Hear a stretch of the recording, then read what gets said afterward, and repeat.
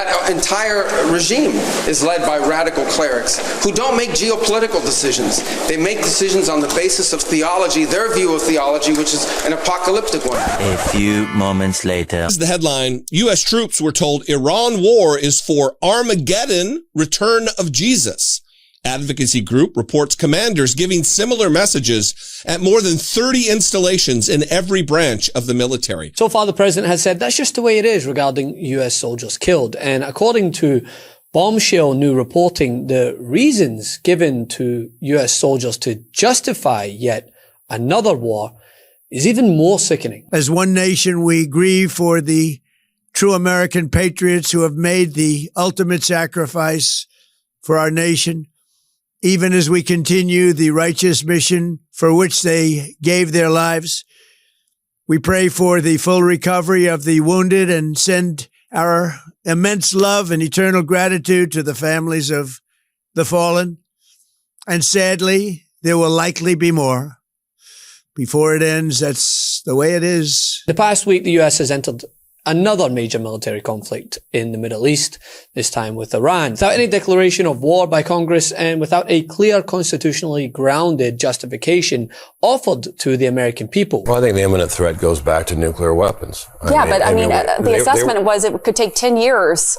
10 years for an ICBM. We know they have. But Trump said it was obliterated. Strikes that began on February 28th while the president was partying in Mar-a-Lago, part of what the Pentagon calls Operation Epic Fury, included the killing of Iran's leader, a dramatic escalation that has now resulted in hundreds of deaths and pulled multiple countries into direct confrontation. Even in the last hour or so, that threat at the U.S. consulate in the east of Saudi Arabia was still in place. So a level of intelligence seeing these threats coming. But to your point, the ability to interdict missiles coming at U.S.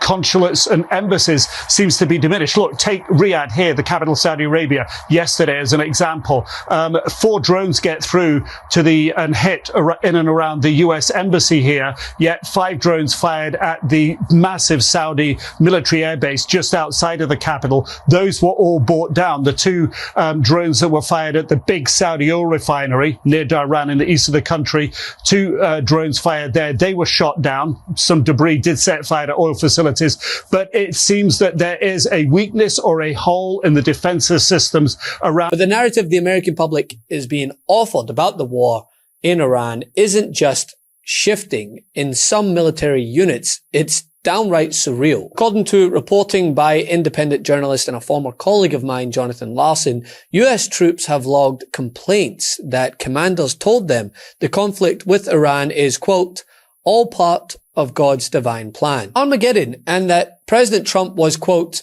anointed by Jesus to signal the end times. Yeah, really, the thrice married pussy grabber who could not quote a Bible passage if his life depended on it is somehow anointed by Jesus to send the U.S. into another war. With those comments in mind, let's remind ourselves of what Marco Rubio just said as a means to justify this war with Iran. That's in Iran despite years of sanction. Imagine a year from now or a year and a half from now the capabilities they would have to inflict damage on us. It's an unacceptable risk, especially in the hands of a regime that's run by radical clerics. The Ayatollah was a radical cleric. That entire regime is led by radical clerics who don't make geopolitical decisions. They make decisions on the basis of theology, their view of theology, which is an apocalyptic one. That has to be taken very seriously as well. So that was the purpose for what this operation is all about. That's what the irony had no more tears left to weep. But these messages reportedly came from briefings at more than 30 military installations across all branches of the armed forces, with over 110 separate complaints logged with the Military Religious Freedom Foundation. Some service members say that commanders invoked biblical prophecies from the book of Revelation in describing the war's purpose. I mean, this confusion at the unit level reflects a much larger problem here. The administration still has no clear, consistent public explanation for why the United States is engaged in yet another large-scale military operation in Iran without congressional authorization. Trump's tone in talking about the dead U.S. service members, the ones who've lost their lives and the ones who may lose their lives in the future as just part of what happens in war, is representative of the shocking glibness with which Trump has handled this entire war. In fact, he did not even speak publicly until today, the third day of this conflict, and that's because Trump spent the weekend at his Florida golf house in West Palm Beach. He launched a massive military undertaking, an unprovoked war of choice, in the middle of the night from behind some hastily hung curtains in his vacation home. Looking absolutely exhausted, I might add, wearing a ridiculous USA baseball cap. Obviously, in the midst of an operational security nightmare, one might wonder, can any Mar-a-Lago guest just swing by and poke their head in to take a look at the big poster showing the location of all of our military personnel on the targets we're going for? Is it cool to wear an Apple Watch and bring your iPhone into the supposedly secure facility near all the dancing? The official messaging from the White House and Pentagon has shifted repeatedly, initially invoking threats from Iranian missiles and nuclear ambitions, which, by the way, runs contrary, because I thought all their nuclear capabilities were obliterated. What happened there? Trump said it was obliterated. The nuclear weapons were obliterated. So we know they have stockpiles of nuclear material. Are the facilities down? Were they rebuilding them? Yes. We know that. We know they had nuclear material. We know that too. We know they had the will to launch them. They already have. They put on missiles, kill destruction of Israel. They support the Houthis, Hamas, Hezbollah. This is an evil empire.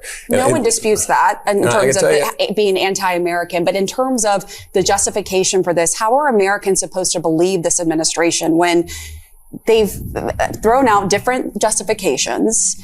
And part of what they said in terms of this imminent threat has been contradicted by the intelligence provided to congressional staffers. And we know in America's history, justifications for war publicly have been lies. All right. You and I both watched the State of the Union. Was there any doubt in your mind where the president was on Iran? They will not have nuclear weapons. He said that clearly, concisely. It was crystal clear. And the negotiations clearly were ending where they weren't going to give them. Then went on to talk about preempting anticipated Israeli action because, of course, if Israel says jump. Here, we're fighting here the bad guys. We're the good guys. And other throwaway reasons were they stressed the need to defend U.S. personnel and allies. And yet closed Pentagon briefings to Congress acknowledged that there was no evidence that Iran was preparing an imminent attack on U.S. forces. A key premise that has been cited to justify preemptive action, which Democrats have called out, was there a threat to the U.S. or a threat to Israel? And if we are assuming that a threat to Israel means a direct threat to the U.S., then we are in uncharted territory. Let's also be clear. I said before, I've said now, there was no imminent threat to the United States of America by the Iranians. There was a threat to Israel. If we equate a threat to Israel as the equivalent of an imminent threat to the United States, then we are in uncharted territory. We have seen the goals for this operation change now, I believe, 4 or 5 times. And the point remains, what Trump is calling necessary military action has not been backed up publicly. And now, yet again, the United States has dragged itself into further conflict in the Middle East while taxpayers are struggling to make ends meet at home because there's always money for war, right? And it's gotten so bad that even the likes of Megyn Kelly and Tucker Carlson and other prominent conservative voices in the media are up in arms. We're the ones who are putting our best and bravest at risk right now. And he says the Iranian people it's up to them to now sort of take the baton and like install new leadership. They have no guns. They're sheltering in place because we're bombing their country right now. How are they what is the plan for them to then take the baton and install a new leader? Mm-hmm. How are they going to do that with the IRGC still intact and they're still being Iranian leaders? Not everybody was wiped out. And his comments to the press today seem to be they're going to lay down their arms and join with the Iranian patriots. No, they're not. The American people have been offered no solid official rationale. And instead, what is being reported is that we are being governed by religious sycophants. And the narrative presented is so hard to swallow that even Fox News are spitting it back out. It is a full-scale war, and it's bringing with it serious disruption. No surprise, there is high anxiety all around the world.